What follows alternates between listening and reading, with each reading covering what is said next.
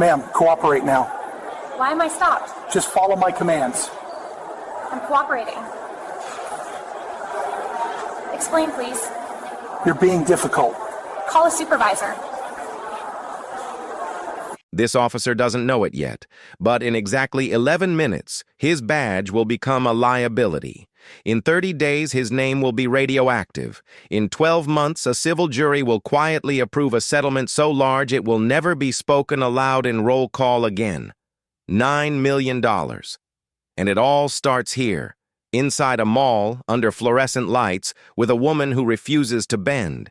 He thinks this is routine. That's the first mistake. The second mistake is tone. His voice doesn't rise. It hardens, controlled, practiced, the sound of someone who has learned that authority works best when it's cold. He isn't shouting, he's measuring. Each word is a test. Will she submit? Will she flinch? Will she perform the small rituals of obedience that keep encounters invisible? She doesn't. She stands still, shoulders relaxed, hands visible. Her posture isn't defiant. It's complete. The kind of calm that doesn't ask permission. The kind that unsettles men who expect compliance as a reflex. "Ma'am," he says again, slower this time, "you need to cooperate." The word need hangs there, heavy with implication. This is the moment his career slips onto a narrow edge, because cooperation in his mind doesn't mean lawful compliance. It means deference. It means acknowledging his dominance in the hierarchy of this space. Mall, badge, gun, authority. She denies him that currency. "I am cooperating," she replies. "I'm also asking why I'm being stopped." That question, why, is dangerous, not legally, psychologically. His jaw tightens, not because she's wrong, because she's right in public. People are watching now, shoppers slowing their pace, a security guard pretending not to stare. A phone's still down, but attention is up. And attention is where ego goes to die. He steps closer. This is where bias quietly enters. Not the cartoon version, the subtle one. The assumption that a woman who looks composed must be hiding insolence. That calm is manipulation. That dignity is disrespect. He says, "You're escalating this." But he's the one escalating, not with volume, with proximity, with posture, with the unspoken message, "I can make this worse whenever I want." This is dangerous for him because the law doesn't measure intent, it measures behavior. And his behavior is beginning to drift from enforcement into punishment. She doesn't retreat. Her voice stays even. "I haven't broken any law." There it is again. The refusal to play small. His hand brushes the cuffs, not a draw, a reminder. This is the third mistake. Because touching restraints before articulating cause is how reasonable suspicion mutates into something else. Something a courtroom understands very well. Something juries respond to viscerally. He tells her to turn around. She asks, "Am I being detained?" That sentence lands like a blade. He hesitates. A fraction of a second. Long enough, because now the interaction has crossed into a space where words matter more than power. And he hasn't prepared for that. He's prepared for compliance, not questions. "Yes," he snaps. "You are." "For what?" she asks. He doesn't answer immediately. That silence is expensive. Inside that gap, his ego scrambles. He can't back down, not now. Too many eyes, too much momentum. The machine is already moving, and he is a man who believes machines are meant to roll forward, not stop. He chooses control over caution. "Turn around," he repeats. This is dangerous because repetition replaces justification, and repetition without cause is how authority becomes arbitrary. Arbitrary authority doesn't survive depositions. She exhales slowly. Not fear, calculation. Her calmness is a weapon, and he doesn't recognize it as one. Calm forces contrast. It frames his impatience, his clipped commands, his tightening stance. It makes him look exactly like what internal affairs hates explaining. When she turns, slowly, deliberately, he reaches too soon. "Do not touch me," she says. Her voice doesn't crack.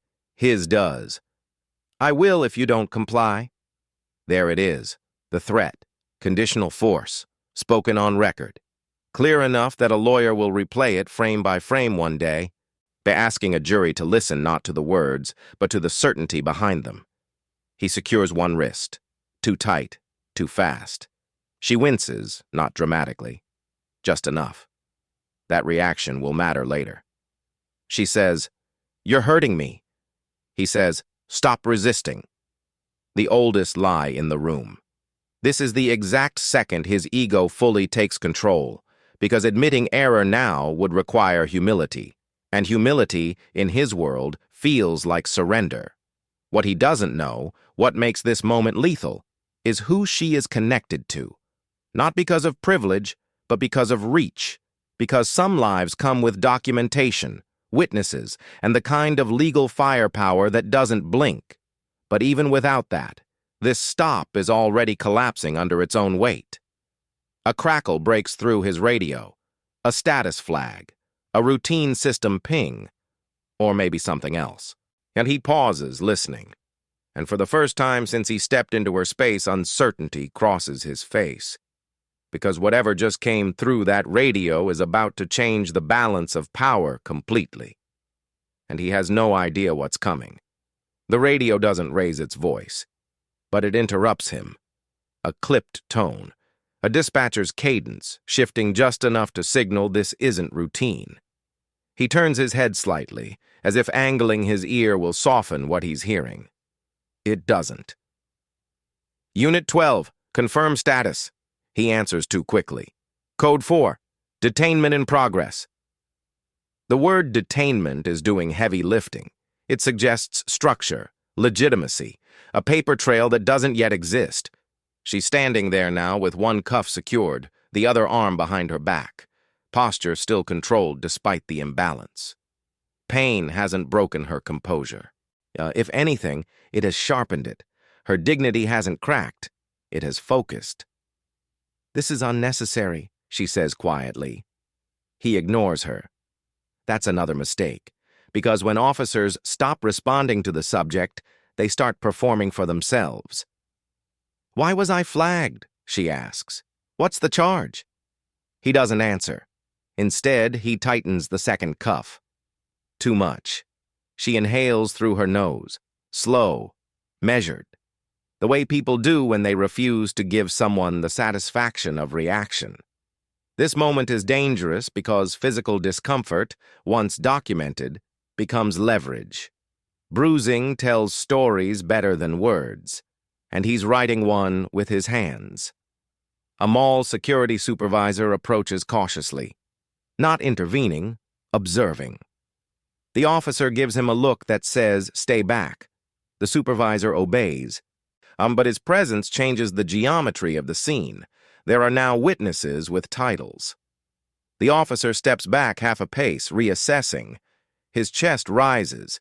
He's trying to regain command of a situation that's beginning to feel crowded. "Ma'am," he says, voice lowered, "you're being detained for disorderly conduct." There it is, the charge of convenience. Elastic enough to fit almost anything, vague enough to sound official, dangerous enough to collapse under scrutiny. She tilts her head slightly, not in disbelief, in assessment. "Disorderly," she repeats. "For standing still?" He doesn't like that she's calm enough to catalog his words. "Yes," he says, "for refusing lawful commands." "Which were?" she asks. That question is a scalpel. He feels it now, the subtle inversion. She's asking him to articulate, to define, to put structure around something that was never meant to be examined. Authority prefers motion. It hates explanation. This is where arrogance becomes fatal, because instead of slowing down, instead of reassessing, he doubles down. "You don't need to understand," he says. "You just need to comply." That sentence will echo later, in transcripts, in headlines, in closing arguments spoken slowly so jurors can feel its weight. The dispatcher cuts back in. Unit 12, supervisor en route. His eyes flick to the radio. That's the cliff edge. Supervisors mean review. Review means narrative control slips away. The story stops being what he says it is and starts becoming what the footage shows. He adjusts his belt. A nervous tick. The kind officers don't realize they have until they're under pressure. She watches him, not triumphantly, not smugly, with a kind of still curiosity, as if she's watching someone make a decision they'll regret but can't stop. "May I ask your name?" she says. "No," he snaps. "You may not." That refusal is instinctive and revealing, because names create symmetry. Names imply accountability, and right now, he needs distance, not parity. She nods once, accepts it, then says, "I would like a supervisor present." Her tone is polite, professional, surgical. This is dangerous because requests for supervisors trigger protocol, and protocol is allergic to ego. He exhales sharply. He's already coming. The words "already coming" sound defensive, as if the arrival wasn't routine, but forced. She says nothing after that, and the silence is brutal. Silence gives space for reflection, for self-awareness, for doubt, all the things his training prepared him to suppress. Shoppers have stopped pretending now. A small ring has formed at a respectful distance. No one interferes, but everyone watches. He feels it. That weight. The awareness that this moment exists outside him now, that it's no longer his alone to define. This is the psychological danger zone for officers, because when authority realizes it's being evaluated, it often becomes performative, and performance invites excess. He straightens, raises his voice slightly, not shouting, but projecting. "For the record," he says, "you were uncooperative." She meets his eyes. "For the record," she replies, "I asked questions." That's when his face hardens. He turns her toward a bench, seats her more roughly than necessary. Another mistake. Because force doesn't need to be extreme to be unjustified. It only needs to be unnecessary. She grimaces this time. Can't help it. "Are you injured?" the security supervisor asks, unable to stay silent now. "I'm fine," she says before the officer can answer. "But I would like this documented." The word "documented" lands like a verdict. The officer shoots the supervisor a look that says, "Don't engage." But it's too late. The ecosystem has shifted. This is no longer a one-on-one encounter. It's a system watching itself. Footsteps approach. He recognizes them before he sees them. The supervisor arrives, calm, older, eyes that have seen careers end over less. "What's going on?" the supervisor asks. The officer speaks fast, too fast. A compressed summary, disorderly, non-compliant, refused commands. The supervisor listens without interrupting, then turns to her. "Ma'am?" She looks up, still composed. So still restrained, still dignified. "I was shopping," she says. "I was stopped without explanation. I asked why. I was detained." No embellishment, no emotion, facts only. This is where the imbalance becomes undeniable. Two narratives now exist, one inflated by ego, one anchored in restraint. The supervisor nods slowly. "Let's take a breath," he says. That sentence is devastating, because it implies things have gone too far. The officer feels it then. The shift. The subtle but irreversible transfer of authority away from him. And somewhere, in systems he cannot see, flags are being set, reports queued, footage bookmarked. He still doesn't know who she's connected to. He doesn't need to.